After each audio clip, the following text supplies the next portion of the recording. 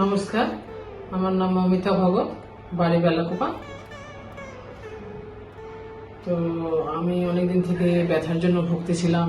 অনেক ডাক্তার দেখানো হয়েছে শিলিগুড়িতে, এলোপ্যাথিক, আয়ুর্বেদিক, ভালো হচ্ছিলাম না। তারপরে আমার একজন বললো আমাকে যে বিভা মিশ্র বলে একজন ডাক্তার আছে আয়ুর্বেদিকই, পতঞ্জলির।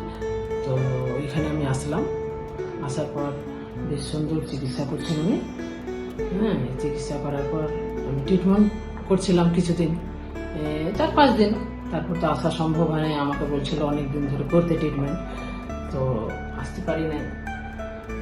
2-4 দিন ট্রিটমেন্ট করছি, তারপরে ওষুধ খাওয়ার পরে এখন খুব ভালো, মানে ডাক্তারবাবু খুব ভালো, চিকিৎসা খুব সুন্দর করছেন।